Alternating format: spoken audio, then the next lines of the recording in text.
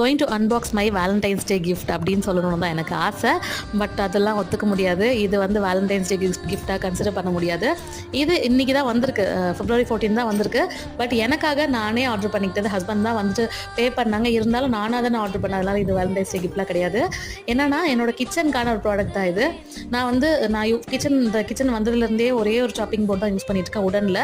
அது வந்து லைட்டாக ஃபங்கஸ் ஃபார்ம் ஆன மாதிரி ஃபீல் ஆச்சு ஒரு 15 days முன்னாடியே. அது தூக்கி ஓரமாக வச்சுட்டு நான் பிளேட்லேயே தான் கட் பண்ணிட்டு இருந்தேன். இந்த போர்டு வர வரைக்கும் பிளேட்டில் கட் பண்ணிக்கலாம் சொல்லிட்டு. அதனால அது இப்போ பார்த்தீங்கன்னா ரொம்ப ஃபங்கஸ் ஃபார்ம் ஆயிடுச்சு, இப்போ வீடியோவில் நீங்கள் பார்க்குற மாதிரி. அதனால வந்துட்டு இந்த தடவை வந்து ஸ்டீலில் மாறிடலாம் அப்படின்னு நினைப்போம். ஸ்டீலில் வாங்கியிருக்கேன். ஸோ இது எப்படி இருக்குது யூஸ் பண்ணுறதுக்கு அப்படின்னு நெக்ஸ்ட் ஷார்ட்டில் நான் கண்டிப்பாக ஷேர் பண்ணுறேன். கிளாஸ் கிட் அப்படின்ற ஒரு பிராண்டில் தான் வாங்கியிருந்தேன். இது அமேசானில் வாங்கினது தான். அண்ட் இதில் பார்த்தீங்கன்னா கார்னர்ஸில் வந்துட்டு மெஷர்மெண்ட்ஸ் கொடுத்துருக்காங்க. மேபி கட் பண்ண தெரியாதவங்க அப்போ சைஸ் வச்சு கட் பண்ணுவாங்களோ என்னமோ தெரியல. சப்பாத்தி திரட்டுறதுக்கும் நம்ம இதை யூஸ் பண்ணிக்கலாம். தேங்க்ஸ் ஃபார் வாட்சிங். பாய்.